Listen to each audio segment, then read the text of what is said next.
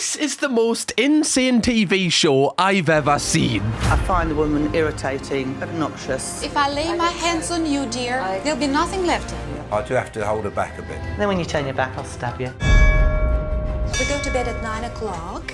She's a very lovely lady, but to me she's slightly overweight. Fill the bottle right up, Bill, because somebody else might need a drink as well. Hello, you gorgeous donuts. Four in a Bed is a British TV show in which four owners of bed and breakfast businesses go against each other in the hopes of becoming the ultimate bed and breakfast business. This competition lasts for a week, and each day of the week, the owners take it in turns to host each other at their venues. After their stay, each owner then rates their experience, and they also pay what they believe to be a fair price for their stay. Oh, this is going to be so drama-filled. The winner is then revealed at the end of the week, and it's based on which B&B is the best value for money. It's basically Come Dine With Me, but for Airbnb owners, but this has so much more drama than Come Dine With Me because the people are emotionally involved in their business. So if someone has any criticism for it, they don't take it well. And because this concept creates so much drama, this has fastly become one of Britain's most successful shows, and I definitely believe it's because the owners they get on tend to tear down each other's businesses to make theirs look a little bit better in the hopes of bringing more business to their place, and also to increase their likelihood of winning. Now in this video, I thought we would take a look at the most brutal week of Four in a Bed.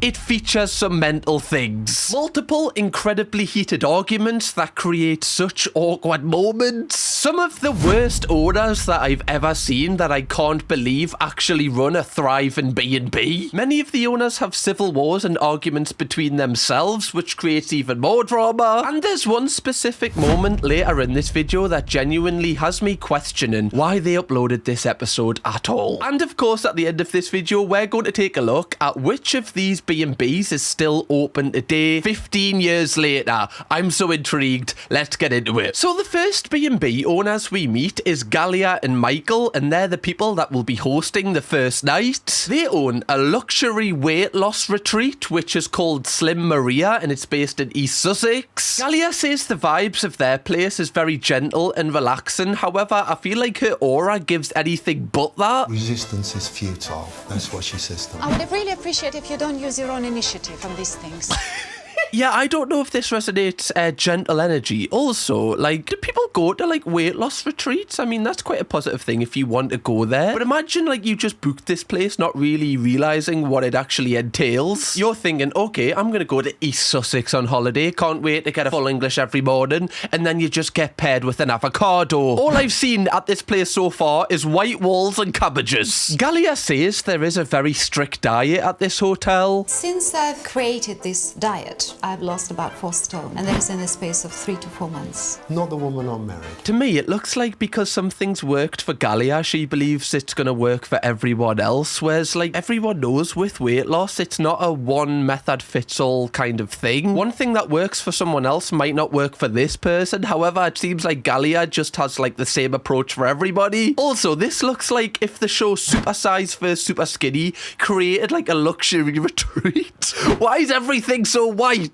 I'm getting Midsummer vibes here, if anyone's seen that movie. Now, although there's not much food to eat at this place, it costs upwards of £250 a night. They will hopefully become more aware of the benefits of healthy eating. There is such a thing as fat and happy, but healthy, that's something else. I'm sorry, like paying 250 quid a night for me to sit on whatever this is? This looks like where an evil villain would plot the end of the world. Like, what? Also, I want a little bit of space from the person next to us. I'm basically on top of them, man. We then meet our first guests of this hotel and also Galia and Michael's competitors. They're called Anne and Bill. They own an Airbnb where they only charge £65 a night. And honestly, they seem a lot more welcoming than Galia and Michael. This sociable pair will invite you to join them for a drink. Cheers, my dear. It's two having some fun, eh? This is so cute. It looks like someone's granddad and grandma have, like, retired and went, you know what? Should we just build a shed, make people pay to come and then just drink with them? That sounds so sociable. However, Anne lets us know that she can cause some havoc. I can be very brash. I'll tell you how it is. Especially after a few glasses of wine, I do have to hold her back a bit. They're so, like, British elderly core. I'm just stuck in my ways now, right? I just say what I see. Honestly, too late to change now, you know? I can see them two initially like having a bit of friction with Galia and Michael. They just seem like totally different people. Now, one of the rules with Galia and Michael's hotel is you can't drink any form of alcohol, so Anne and Bill stop off on the way to sneakily get some so they can drink it in their room. They're not going to know, are they? Fill the bottle right up, Bill, because somebody else might need a drink as well. This is so funny. I love them. They're like 16-year-olds trying to sneak alcohol into like a music festival or something. I love it. I remember trying to sneak absinthe into Tea in the Park and feeling like I was doing Mission Impossible 7. Wish I never did, though. That changed my life, that thing. Don't drink that, anyone that's watching. The devil's piss, I like to call it. We then meet our third couple, Jan and William, and they actually own a B&B which has a 5-star rating from like an accredited B&B board. Their place is meant to be really good. We're going to see it later on in this video. I think my favourite thing about them, though, is that their surname is Cheeseman. Like, imagine being born with the surname Cheeseman. You can do anything in life. Like, honestly, Cheeseman. Like, cheese man. Oh. God. Imagine growing up lactose intolerant. That would just be, oh, God, the world's not fair if that's a thing. One of the first things I do notice about this couple is they seem to hate each other. We went to see a therapist because we thought we're getting some meltdown here. And then the therapist phoned. Do we have to talk about this?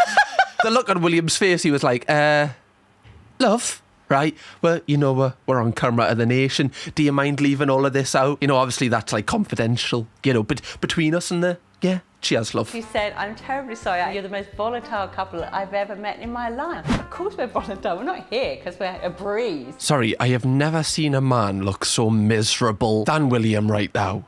Like, come on, can someone give this bloke some Haribos or something just to get some life into him? Spark a little bit of a sugar rush at least. Do you know how bad you have to be for like a professional therapist to be like, look guys, like used to, like are beyond help. I genuinely can't do anything here. Do you know how volatile you need to be? Not even the Joker and Harley Quinn would get turned out by a therapist, I don't think. I don't know. You're going to see later in this video how their relationship gets exposed so much, and genuinely I fear for William's life. Like, even when they're on the way to Galia and Michael's hotel, their chemistry is just off. Just a slightly odd name. I'm not sure I would look that up online. Why would I look up Slim? Because Do I you're look fat. like I'd look up Slim?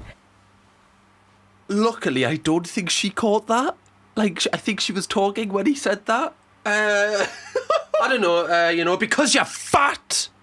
Oh, felt so good to say, with a capital F. That was a hard F, right? Like, genuinely. Like, he's been, you know, charging up for that one. Also, I don't think you can mock them for, you know, being called Slim Maria. Like, she said, I would never search that. Who would? Like, who wakes up and goes, oh, shit, yeah, I've been meaning to Google that. Slim Maria.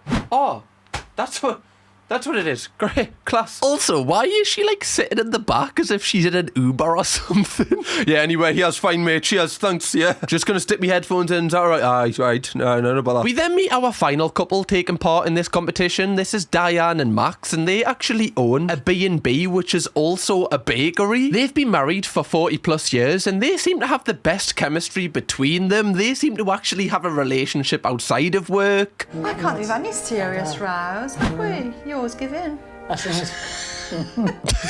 Happy wife, happy life. Now that we've been introduced to all of the owners, they arrive at Galia and Michael's retreat. Galia runs them all through the pricing and shows them the rooms they'll be staying in and explains some of the rules they have here. Oh, beautiful. So this is your room for today. Lovely, yeah. Yes, so it's a 4-poster suite. That is lush. Like, this looks like somewhere that I'd love to die of cholera in. We go to bed at 9 o'clock. So that, you know, can completely rest. And the cost to you today will be £260. Sorry? I'm paying 260 quid and I've got a bedtime at 9 o'clock. Like, if I check in at 4, I've only got 5 hours. If we break that to 260 quid down in 5 hours, that's not a good value for money, okay? 9 o'clock? What? Now, after they've all complimented Galia's hotel to her face, Galia then leaves them alone and allows them to inspect every inch and corner of this room. That is one of the most mental things about this show, is once the owner leaves the guests in their room, they check for anything negative, like any little tiny thing, so they can mark them down. Does it say we're not allowed to have tea or coffee? No, of course you're not allowed to have tea or coffee. In-room hospitality isn't a lot, is it? I mean, you have just arrived. What are you expecting? Like a butler just to be there on his knees waiting for you? Oh, it's tiny. What do you mean it's tiny? It's the same size as ours. I mean, it's lovely. William getting a little bit self-conscious about Jan calling something small. Little bit of trauma there, I think. Bed linen is not pressed. That's probably part of the eco-friendly. Mustn't heat up the atmosphere. Already the passive-aggressive comments have started. I love it. I think at £225 at a It's spa, fine. If I at can a wash my detox, hands, I'm fine. because it's sort of a spa experience. To be fair, I feel like she's being a little bit, overly critical, but I think it's because of the price. Like, obviously, you're going to hold it to a higher standard than someone charging just like 60 quid. I'm not a bloody cosmetic expert.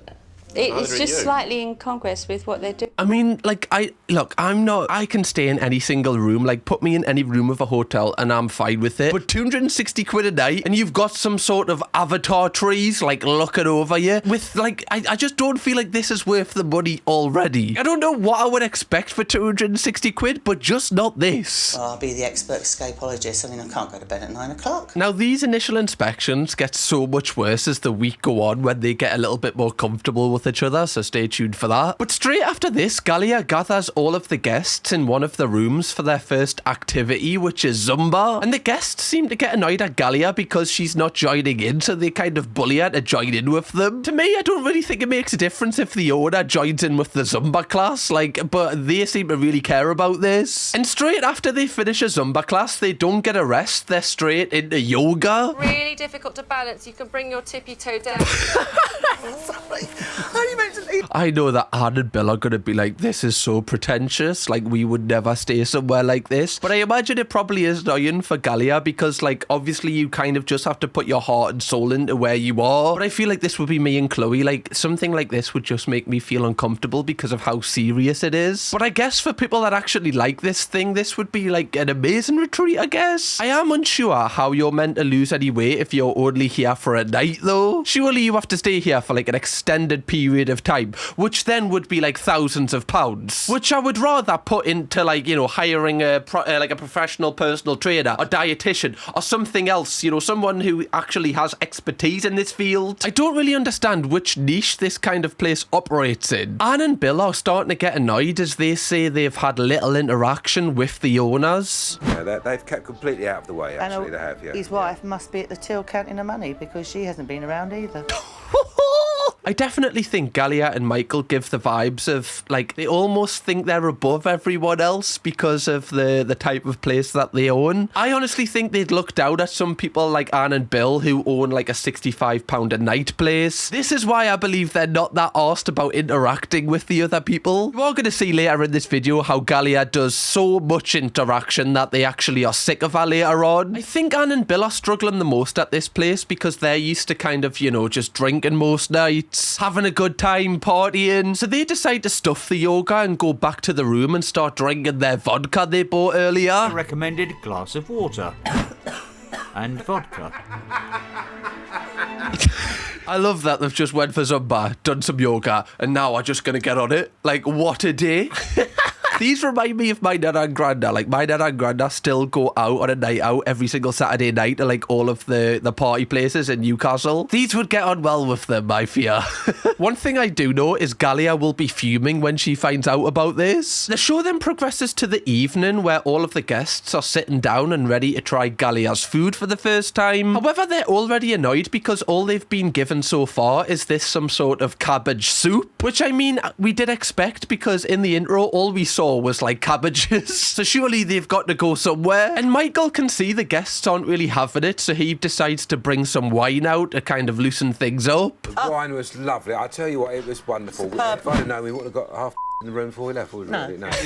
If I'd have known, we wouldn't have got pissed in the room, right? Wouldn't have had those shots earlier, those apple sours. It is hilarious how, like, if there's awkward tension in a group or, people don't really know each other, as soon as you have a drink of alcohol, then, it kind of loosens everything up and you can become best friends with people. I think that's why a lot of workplaces, like, have nights out when there's a lot of new people because it kind of just instantly breaks the awkwardness of talking to new people. However, Galia isn't happy with how much alcohol's being consumed and stops everyone from going off the rails. Ladies and gentlemen, detox regularly? No. Never. Do you detox often? Love, have you seen us? I don't even know what the word detox means, man. And there's such a thing as, the ideal weight as well. And Galia then goes on to kind of preach at these people that they need to, you know, get their weight down to something near hers because, like, this is the healthy way to be. And again, it shows that Galia doesn't really understand that, you know, it's harder for other people to kind of lose weight than it is for someone like her. The guests end up kind of just ignoring her and just drinking more alcohol, talking, having a good time. And Galia eventually puts a stop to the night. I hope you enjoyed your evening. And on that note, I'm going to send you to bed. Send you to bed? What am I, a child? We got me packed lunch for tomorrow, love. You got me uniform all ironed. I'm gonna send you to bed. You can piss off. The night's young, love. I want to explore what East Sussex has to offer. Probably very little. No shade to people from East Sussex there. I don't even know where it is. I bet it's a very lovely place. Better than West Sussex. Again, no shade to West Sussex. I don't even know where that is. Probably west of... Anyway, now obviously they've drank a lot of alcohol there, so they're gonna wake up with a hangover. However, Galia says that everyone has to wake up at 7 a.m. and she actually rings a bell. Oh. 2 teas, please. 2 teas. Bacon sandwich.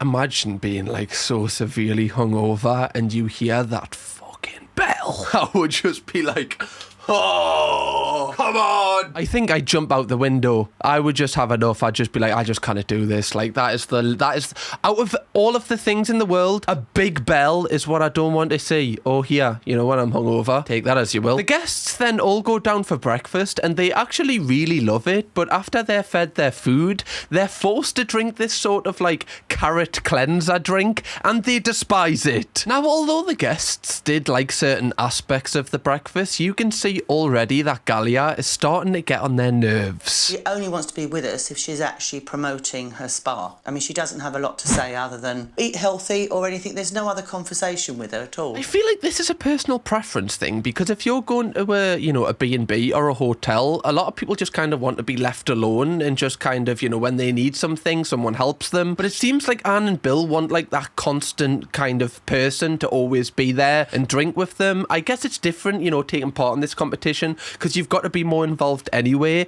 but I prefer when, you know, you're kind of just left to your own devices in a way. And there's definitely a feud igniting between Galia and Anne that only gets worse as the week progresses. I don't think Anne likes my food. I'm concerned. She's a very lovely lady, but to me she's slightly overweight.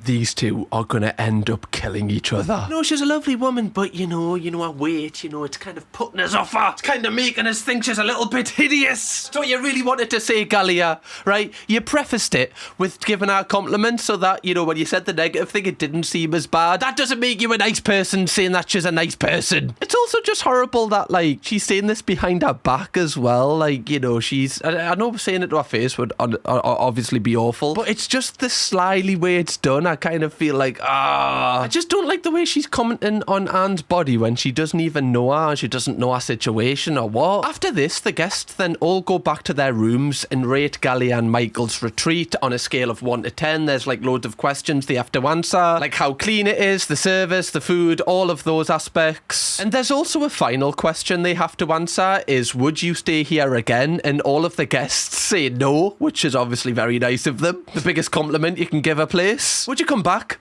No. No, I fucking wouldn't. Me and Chloe on my first holiday went to the lakes and we booked a place that we thought had like a spa and everything there. Like that's what it was marketed as. And we got there and we realised that it was actually a leisure centre. Like we'd booked to stay in a leisure centre, which is fine. But a leisure centre is not a spa. We should have probably have thought like £35 a night. You know, you're not going to get a luxury spa. But me and Chloe just aren't really in that life. So we just thought, all right, we've got to steal here. And the final thing they have to do is put money in an envelope, which is how much they think the place is actually worth. And it's going to be revealed at the end of the week how much each of the guests have put in these envelopes for all the B&Bs, so I am so intrigued to see which one wins this. I know that's going to cause so many arguments when it's revealed face to face. Now, before we get to the next night, Anne and Bill, just before they leave, cause mayhem. Just quickly, donuts, if you haven't already, we are on the hunt for 1 million subscribers, and we're getting there really quickly, so if you want to be in the before 1 million Donut Club, press subscribe now and then you can flex that for the rest of your life. Hi guys. Yeah. What happened? That was falling down on my head. Come down. top of it. I have the impression. Oh my God, did you see how thick those nails were? Like, that could have killed her. Like, genuinely. I have the impression you might have stepped on the curtain accidentally. It's the curtains I've way just along. felt The it, curtains are heavy. on the back of my head. Okay. Galia didn't really take that well. Are you sure, Anne, that you didn't step on it? You know, obviously, you know what I said earlier about you? Are you sure? Because that's very heavy, you know. I'm sorry you had this experience. It's very unfortunate you were just next to the curtain at that moment that it was falling as well, but, you know.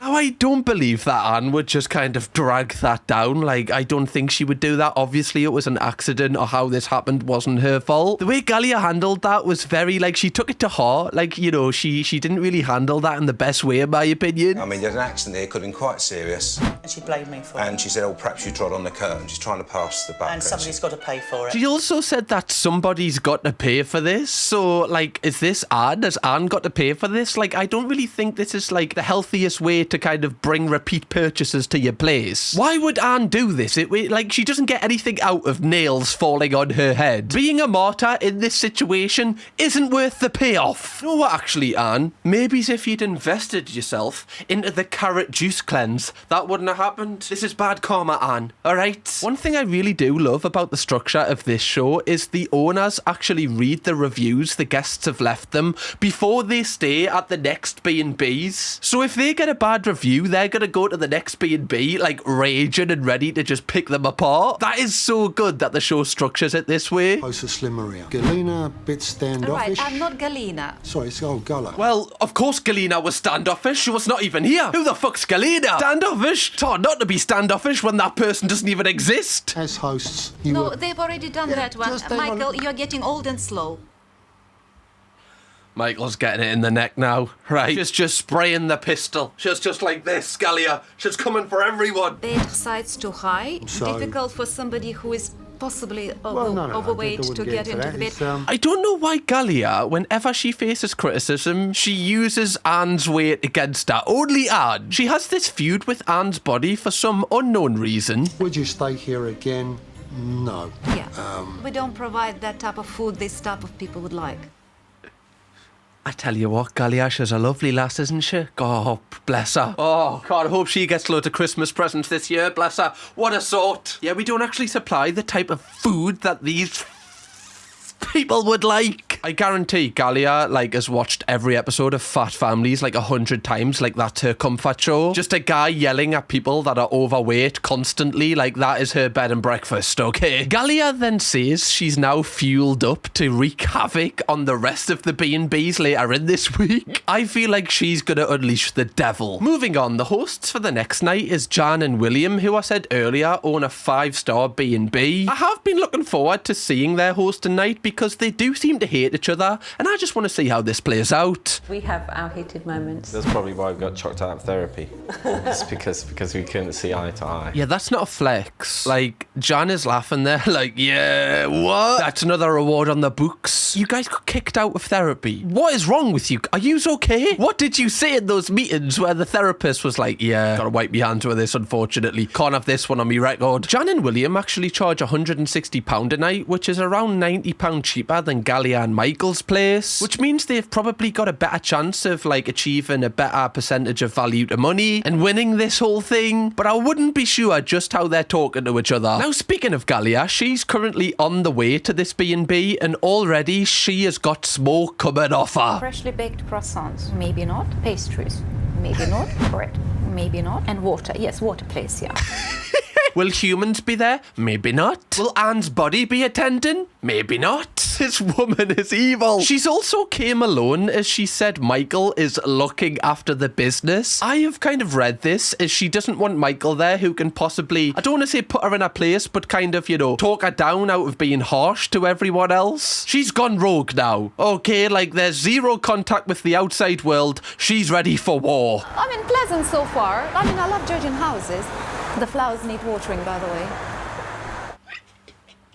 Maybe we can water them with Anne's tears after I get done with her. Anne and Bill also arrive at the B&B and they say they're pretty apprehensive of seeing Galia again after the review they left her. You know, what we put we believe was honest, but she isn't going to like it. Oh, Look who's shite in the bed now. You've got to stand on business now, Bill. You've made your bed, you've got to lie in it. You've woken up the beast. You've prodded the dragon and now it's ready to unleash fury. I'm, speaking too poetic about this. We're literally just talking about people visiting each other's B&Bs. Chill out, Cam. Whilst everyone else is beefing, Max and Diane are bothered about something a bit less minor. It's a boutique bed and breakfast. I don't know why people start to use this word boutique, because it doesn't mean anything to me, to be honest. Such a minor thing to knock them down about. The fact they've called it boutique. They're just trying to make the place sound a little bit posher. I don't really think it's that big of a deal. All of the guests then get shown to their rooms and are ready to find any little intricate detail they can mark them down on initially. I would remove that painting, that recliner. I'll change the colour of the curtains. That's awfully rich, coming from the person that decors for people staying away from the Black Plague. Oh, lovely. Huge TV. I would not have a TV in the room. Generally, it's a very bad feng shui. What? You pay 260 quid to stay a night at your hotel, love, and you don't put a TV in the room? Yeah.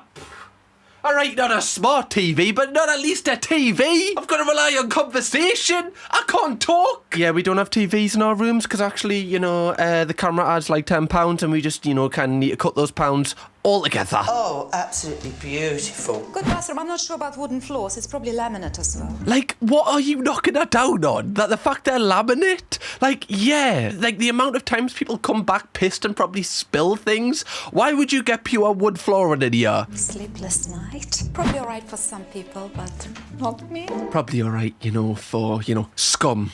For me, no, you see, not for me, For a 5-star gold, there's slight marks on the wall that shouldn't be there. Yes, please, I found a tiny little thing. Why are you pleased about that? Why are you happy about finding a negative in someone's business? It's a good idea to have flowers in the room, but maybe not lilies because they smell. She's, went to the next level of putting the flowers outside of the room. Of course, why not? Also, I love that she's, put it blocking someone else's door, not our own. Another act of terrorism there from Galia. Oh, is that not a real bookcase? Oh, it's just a poster. Oh, not for me. For other people, that would be fine. Not for me. You see. Now, Galia actually takes the concerns from her room to the next level and requests to be moved. It's the noise element from the street and from... It's no problem. Thank you so much. Come on through. It's better. Much better. Thank you very much. Just be like, yeah, I love it, and then talk shit when she's gone. It's better, right? But it wasn't hard, was it, Jan? If we're being real. If it's honest hour right now, it's not great. It's better. Much better. Thank you very much. There's less noise. I love this customer service laugh that Jan's doing, just... yeah. What a fucking balance. What a break. I know as soon as she shut that door, she was like, oh, what a bell. Now, instead of taking the guests to Zumba or making them do yoga, Jan and William have actually organised for the guests to go to an F1 track and race fast cars, which I actually think is really sick. I don't really understand how it works with their B&B, but nevertheless, it's the first time I've seen Galia actually happy. Fantastic! Oh my God, I'm going to marry this man! I love you!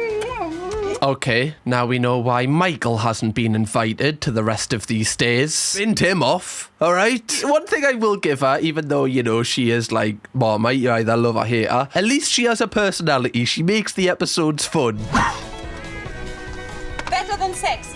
Again, Michael catching some more strays there. I'm starting to think the excuse of, I'm looking after the business is not actually true. She's softened up a bit, hasn't she? She's just got horrible B&B, that's all. I can tell Anne despises this woman. Giving her a compliment is just, horrible for her. She has to say something nasty about her after. But Galia's the same to her, to be fair. The guests then go back to Jan and William's B&B and are preparing for a heavy night out in Norwich. I don't know how Norwich people are going to react to that, but I've got matching earrings. What? She has such main character syndrome. Oh, to be fair, is that a Vivienne Westwood necklace? I mean, I guess that is pretty expensive, but I doubt that, everyone in Norwich is going to, stop whatever they're doing and stare at you. People in Norwich have seen jewellery before. You do know that, Galia, I imagine. Anyway, Jan and William, when they're out, take all of the guests to their favourite restaurant in Norwich, and they get into the conversation about how all the couples met and how they started their businesses together, and it makes Jan and William realise something about their own life. When I was 17. Oh my God. 4 years they've been together and they still look like a young married couple, don't they? I'm not talking about us. William, blink twice, fella. Well, the donut will come and help you. All right, we'll get you out of there. He just looks miserable. Like, he never speaks. And whenever, like, Jan, like, looks to him for, like, him to, like, start to come in the conversation, he just kind of just looks lifeless. You're going to see at breakfast in the morning how their relationship kind of gets exposed even more for being, you know, a little bit brutal. Whilst this interview was taking place, simultaneously, Anne is still chatting shite about Galia. I find the woman irritating, obnoxious, and I don't warm to her. She's just not my type of person. I think that's what it is. You know, like, there's circles that Galia probably exists in her own life where everyone kind of talks like this and everyone's, you know, passion in life is being as healthy as possible and they all probably get on. But this just, like, it's like two tectonic plates that are just crashing and not working, okay? Like Anne really doesn't like that type of person and, you know, that is kind of a fair thing. They're just two totally contrasting people that are never going to be friends. The show then skips to all of the guests returning back to the B&B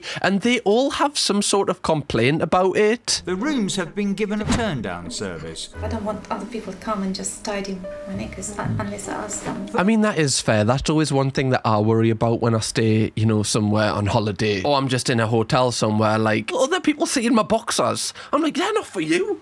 They're for me, and, you know, here, they're just the only people that should see them, and Chloe, she's allowed. And me dog. But, you know, I can't really, you know, that's just if he wants to, it would be fair.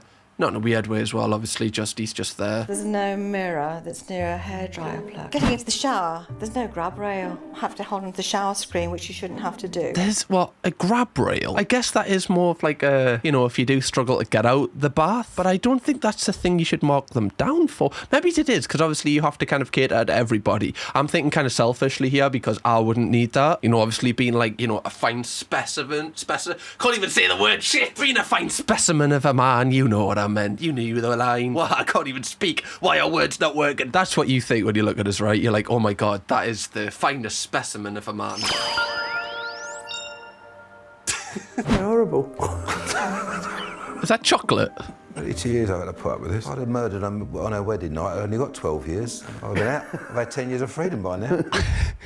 You can tell they have a really, really, like, positive relationship. One thing I will say, though, is Anne is a bit of a moaner. Like, she moans at everything. I think she does it in, like, she isn't trying to be nasty, but she does just, you know, it's in her nature to just complain. Like, it's chocolate. Just eat it, love. You know, the guests then wake up and despite the B&B being on a busy street, they actually say like they got really good sleep. However, William and Jan are trying to make some more noise in the environment. Make some bloody holidays. What are you waiting for? If you start making it and they come in, we're in trouble. Don't want to find You're out. wasting time. I don't like the way that she speaks to him. You know, she's not giving him the respect of a human. That's her partner and she's speaking to him like he's dirt on the bottom of her shoe. Like she's ordering him around. Obviously, she seems to be the one in control, but it's the way she speaks to him. Like, even if you were an employee and you had no, like, private relationship with that person, I would still feel a bit pissed off that they were kind of treating me like this. And I think this is why William is so dejected of any life, because he's basically just a slave to this place. Like, when he's preparing breakfast, working really hard, Jan has just been really passive-aggressive to him.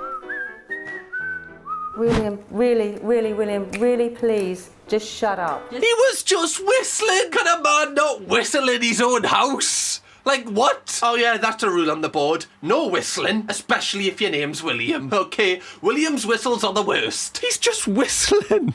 Like, it's complete silence here. There's no music. There's no nothing. Do you just want this man to just be a robot? Can't help it. It's never going to cook in that great big pot. Like, he's apologising for humming quietly. Like, he's just humming to himself while he's doing it. Probably helps him, you know, kind of cure the boredom or just helps him concentrate. I just think this is why William looks so sad all of the time, because he's just not allowed to have any personality at all. He works 24 hours in this place and doesn't have a life outside of it. His life outside of it is with his partner, who works inside of it, so he can't escape this place. I'm just wondering how Will and Jan are doing. You know, who is doing what? William. Not very well. Now you've asked Galia, they're not doing very well. William, this bacon is not big enough. Oh my God, it's...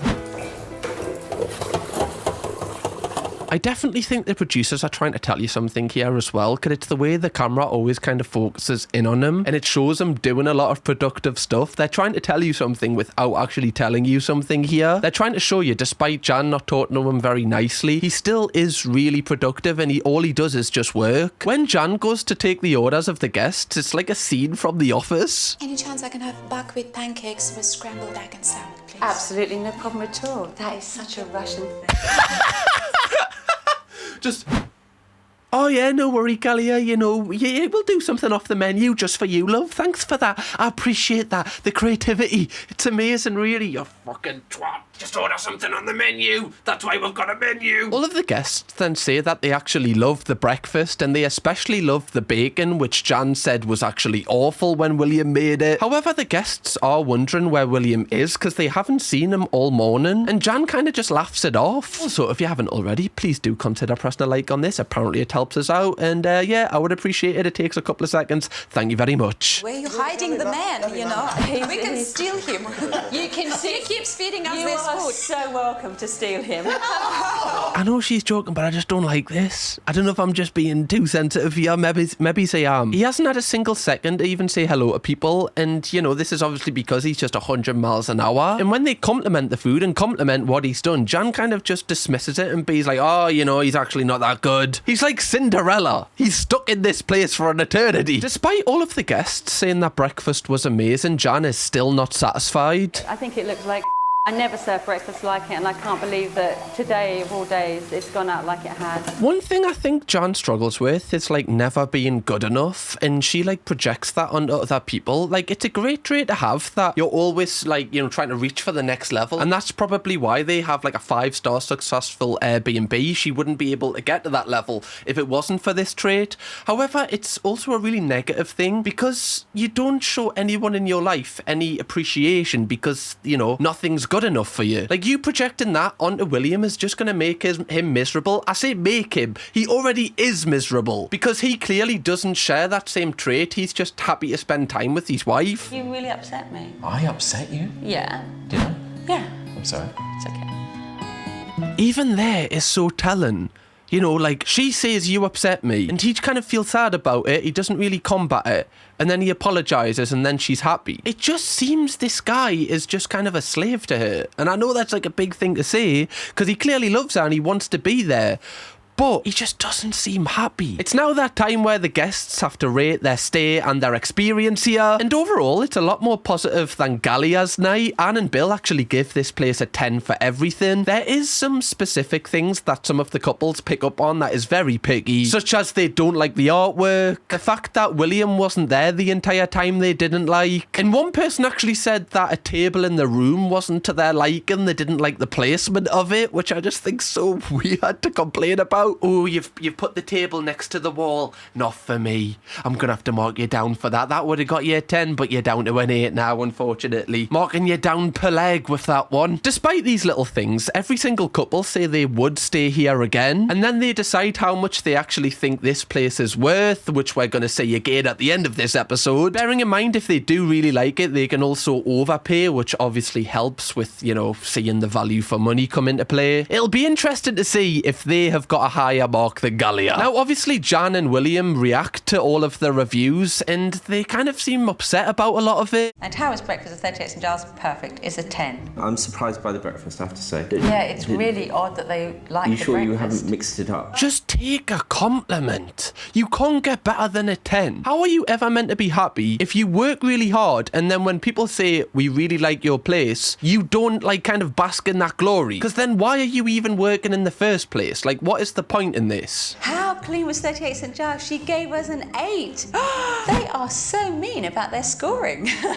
An 8 is good. Out of 10, for one thing, they give you an 8. That is okay, love. You don't need to be a 10 for everything. I feel absolutely drained and devastated because of breakfast being so appalling. I can't think about the future. Oh my God, this is so interesting, especially when our deep, like, you know, social interactions between people on these shows. William clearly thrives off getting Jan Jan's approval, which he rarely gets. So he's willing to kind of put himself down, even though they got a 10 out of 10, whilst maintaining eye contact with Jan so that she approves of him putting himself down, if that makes sense. He's willing to make himself look shit just so Jan can say, yeah, you do look shit, so they can agree on something which fulfills them. Like, that's so toxic. And again, like, you know, the people that shoot these shows are very high level people, you know, like with huge qualifications. When he's speaking, they zoom in on Jan's face, which is basically the producers trying to tell you something again without telling you something. I know I'm making out as if Jan is evil here. She is not. But the way that she treats William is not very nice, and I hope that this is very clear here. Moving on, it is Anne and Bill's night, which I am excited for because I feel like this is going to be totally different to the first two. Whether that means better, we'll have to wait and see. I am expecting it to be unreal considering Anne moans about everyone else's businesses so much. However, it doesn't initially look good if the guests do have any complaints. I don't take criticism well.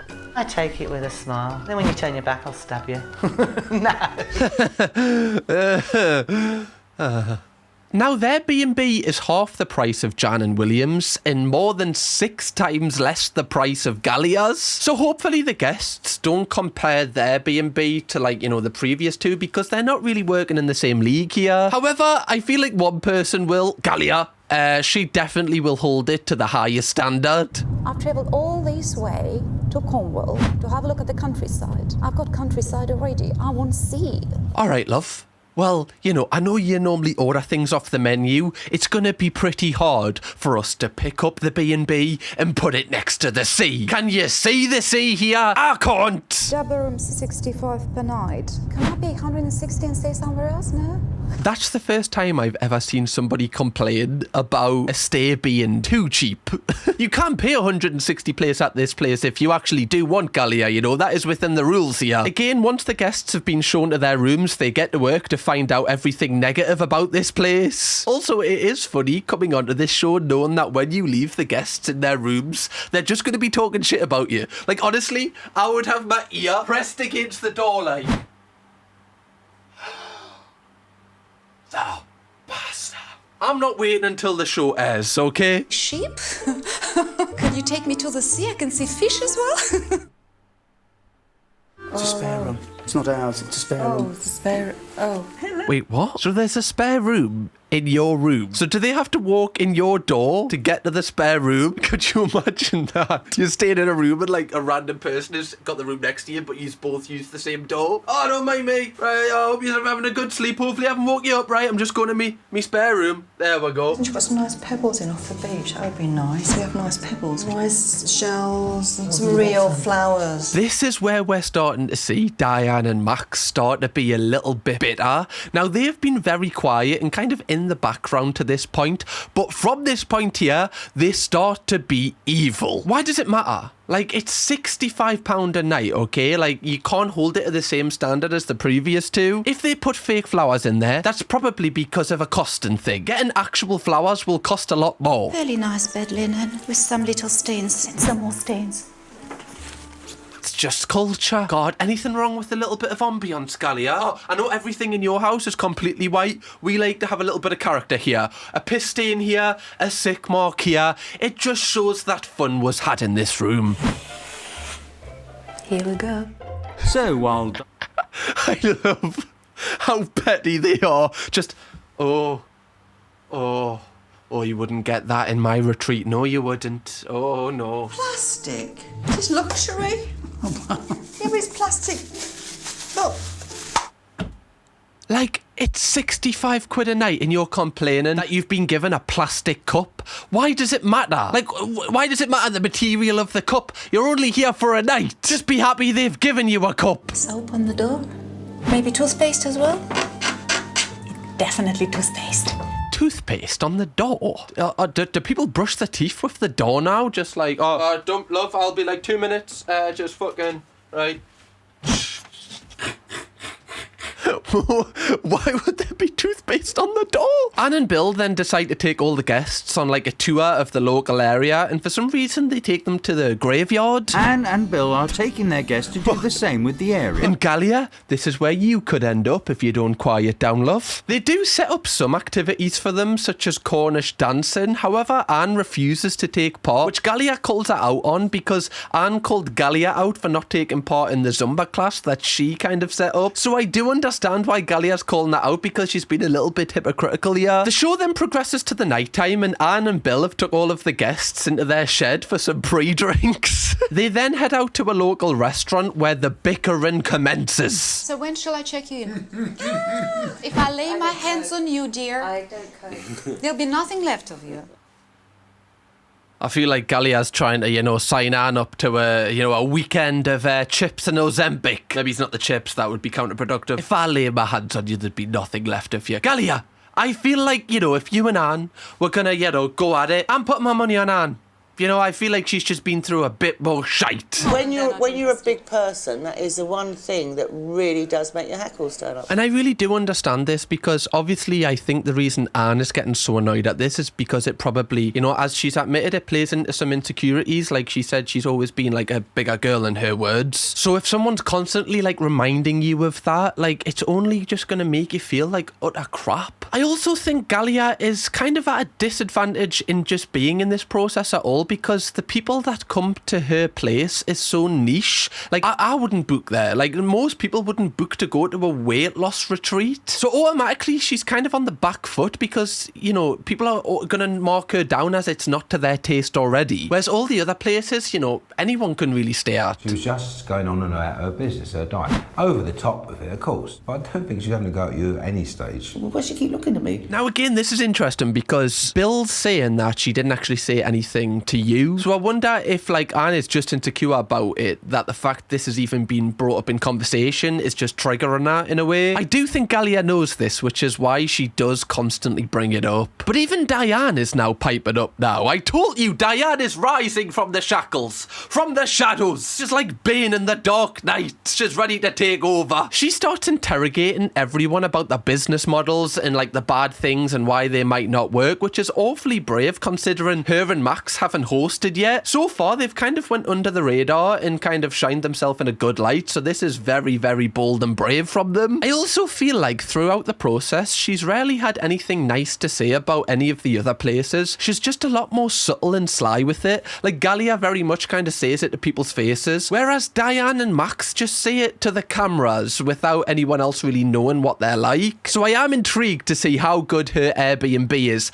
I think we're going to get a shock later on. The show then progresses to the morning, and Anne has decided to give Galia some leftover champagne from last night. With her breakfast, Anne's also give her some sort of caviar because she always orders off the menu things. She's basically trying to say, look, are we good enough for you now? It was left over from last night. Oh, thank you. I was offered a flat champagne from yesterday. Very suspicious colour. To be fair, you get a mystery glass of champagne, and the night before they showed you to a graveyard, you are going to start thinking things. You're going to be like, should I actually drink this? Is that poisonous, Anne? We're in the middle of nowhere here.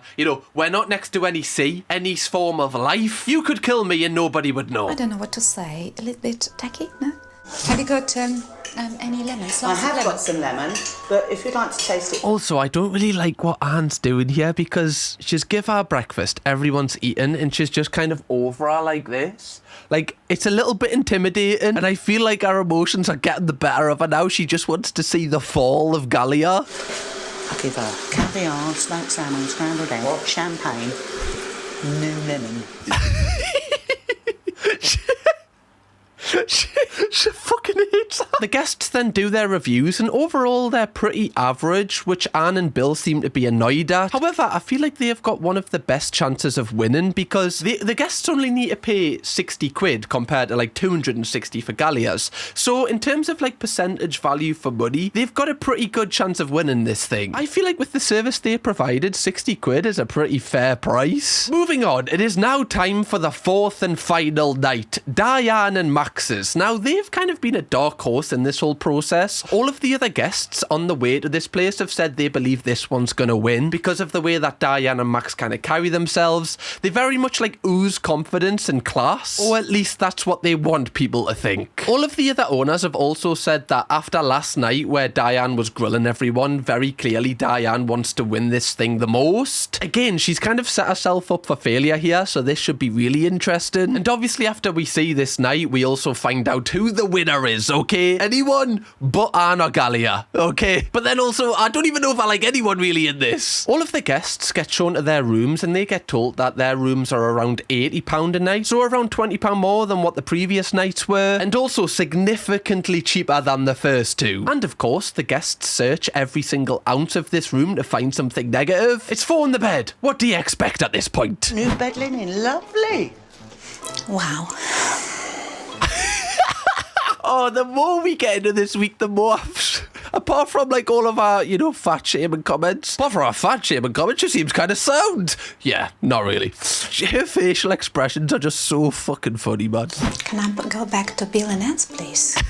So surprised at how it's decorated. It's so interesting that they're all like laughing while being surprised because they expected both Diane and Max to be so ultra posh the way that they speak. And obviously, like, the place to me is nice. Like, I would be happy staying here, but they don't seem to be that happy. The design of the room is completely not to my liking. And the ceiling, no. I mean, it is very dated, like really dated, like even more dated than Galia's, bedrooms. It's almost like this place has been open for like ages and they've just never kind of, kept up with the times. Wallpaper is starting to peel off all round us. Hello. This is a grubby room. Okay, this is the worst yet. Genuinely, this is, like, the place is kind of dirty. Oh, come on, guys. It has to be clean. Just so dirty. That's not just us, look at the colour of it. I do find it so interesting that their place is like this because they've had the most to say about everyone else's. And that's such a thing in life. Like, people that have the most opinions about other people, normally their standards are the lowest. God, you can watch yourself having sex. That's probably what it's for. Yeah, I doubt you and William are doing any of that. No offence, it just doesn't really seem like you're there yet. Something about the getting kicked out of therapy thing. Do I really want to go to bed with a hot water bottle and a case that somebody else has slept in? Oh.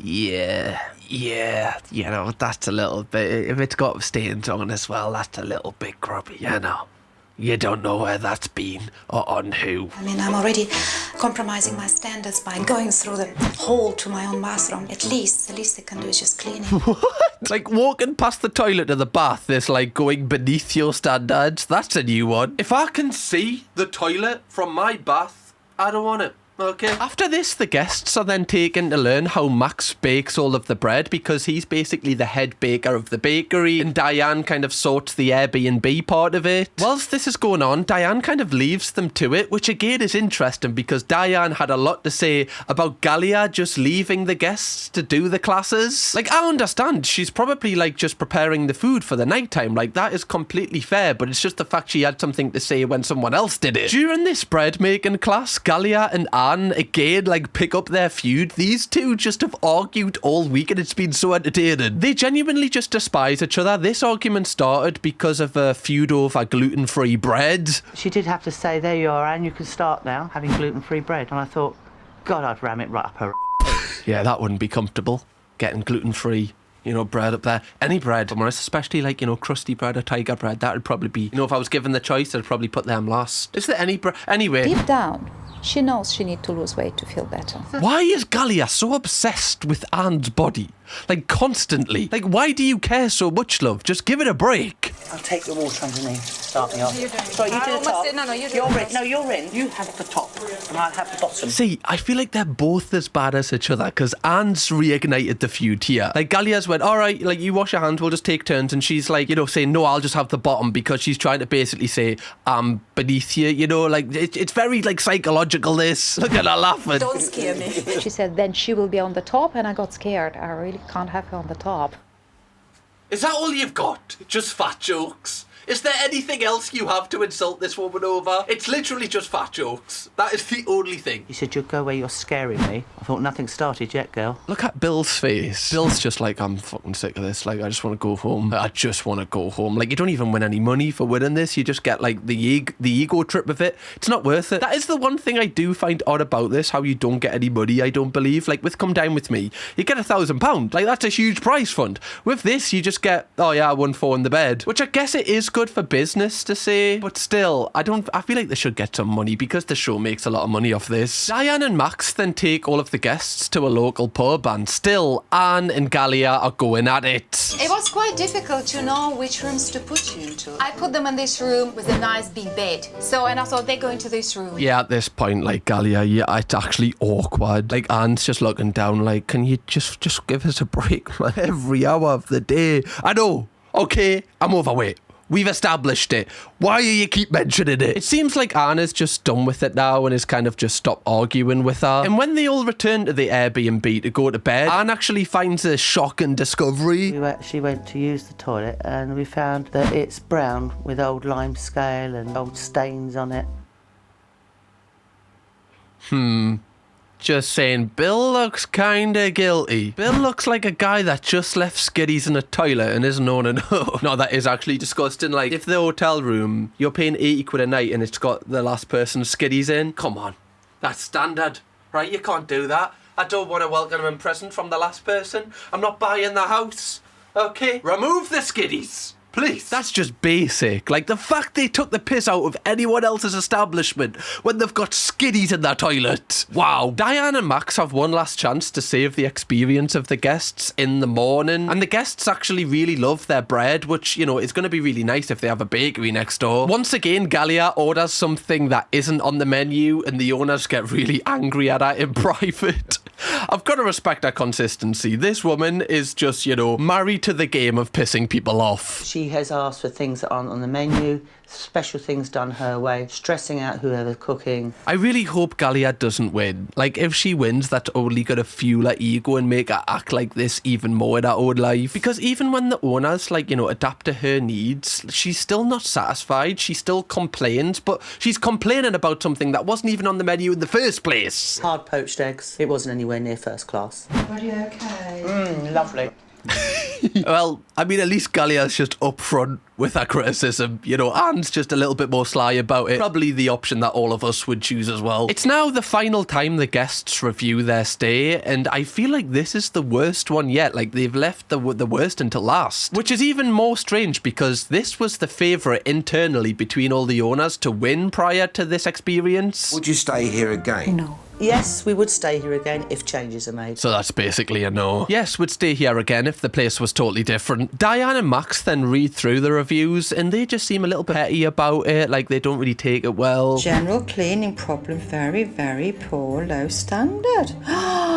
Like, just repeating it in a funny voice doesn't, you know, you hide the fact that your place was pretty dirty for the people. You just have to take this one on the chin. Like, there's no kind of justifying what these people experienced at your place. After this, all of the guests leave, they go away for a couple of days, and then they meet up on the weekend for the final time face to face, which I bet they're buzzing about. So they can find out how much they paid each other and find out who has the best for value B&B. Who do we think's gonna win? I am putting my money on. I feel like Jan and William maybe had the best experience, like, overall, even though William was, like, you know, devastated during all of it. I feel like they offered the best thing. Let's see. So after a little bit of bickering and actually Galia taking all of the criticism that is put towards her now on board, like, she actually takes it really well at the table. We find out that Jan and William paid the full price, Diane and Max underpaid by 130 quid, and Bill and Anne underpaid by 160 quid, which means overall they only achieved 63% of the value of the total bill, which isn't really that good. If anything, it's horrific. Like, paying 160 quid underneath the bill, that's wild. Next to find out is Jan and William. I would say Galia and Michael, but it was just Galia, paid the full price, which is really nice. Diane and Max underpaid by £2, which I just find so ridiculous. Like, why would you underpay by £2? It just shows how petty they actually are. Anne and Bill actually overpaid, like they were the only people to overpay so far, £5, which is really nice. Like, like they've left them a tip. And it just shows that Jan and William actually have a thriving business, and obviously, like, you know, they've got really high standards. I just hope that they find like a way to be happier together. Now 101% is going to be really hard to beat, let's see. Next up is Anne and Bill. Everybody actually paid the full price apart from Galia, who underpaid by £10. So she basically paid 50 quid for our stay. She could have just paid the 60 quid realistically. Now you're probably trying to work this out quickly, but they didn't beat Jan and William. They got 94%, which is really good. However, their price was the lowest, so they did have the best chance of getting the value for money, and they still lost. So what does that really say? Now the final people to find out is obviously Diane and Max, and before they find out, Anne gives them a little bit of a grilling about the state of their place. A significant amount of dust and dirt on them. I don't think that's to me is classed as dirty. That's dust. It's dirty. You know, dust could be argued as dirt. Like, what do you think dirt is? Like, you know, just people throwing mud everywhere? Like, is that... It's dirt, love. It's dirt. Now, every single person underpaid at Diane and Max's. Some people buy £10, some people buy £25, some people buy £40. So they obviously achieved a really low percentage of the overall value of the bill. They got 68%, which I know is still higher than Galia, but Galia's was priced like nearly 5 times more than theirs, so they should be getting closer to 100%, and just shows the quality of theirs isn't that great. It is nice to see Jan and William get announced as the winners, though, because it clearly means a lot to Jan. And clearly Jan prioritises this business over every other aspect of her life, so I guess it fulfills her in that way, but I do feel like she needs to start talking to William a bit nicer if she does want to keep him, you know, working at this and also be in the relationship with. Anyway, that is the end of the episode, and I have done research into all of these places to see how they're doing now. Slim Maria is still open and is thriving and has such good reviews. Like, if you go on their TripAdvisor, it's unbelievable the reviews this place has got. Like, everyone loves it. A blogger actually wrote an entire article detailing how this was the best place she's ever stayed at. William and Jan's place still gets 5-star reviews consistently, and it's a really good place for people to go in Norwich. I'm really glad to see that Anne and Bill's place is still open. I didn't expect it. It doesn't have as much reviews as the other places, so I wonder if they kind of have like less of an audience pool, but they're still open, which is really good, and it's still, like, you know, funding their, I guess, retired lifestyle. I say retired lifestyle, they're working at the Airbnb, but you can tell this is like a passion project for them. Now, finally, Diane and Max, unfortunately, I believe their business went into liquidation. This is all allegedly, like, I'm unsure. I couldn't really find too much about them, but it doesn't seem like they're still operating, like there's no, like, public reviews, which made me go onto their company's house because I just wanted to make sure to see if they're still in operation. And if you look here, it says on the 4th of September 2018, it was dissolved following liquidation. So clearly, you know, they didn't manage to raise their standards. They couldn't get enough people in to, you know, fund the place, and they've had to shut it down, which is unfortunate, but the signs were there in the show that if there was one business that was going to fail, it was going to be this one. But it's still really not nice to see people lose a business, you know, like this is, you know, really not that great. But let me know if you enjoyed this video, Donuts. Do you want more weeks of 4 in the Bed? Because there's so many seasons of this, and genuinely, like, these are so fun to cover. Also, if you want to watch me cover a show that is exactly like this, with arguably more drama, click this video right here. It's Come Dine With Me, and it's mental. Also, press like on this video, okay? Press a like. It helps, apparently. I'll see you in the next one, Donuts. Go watch that.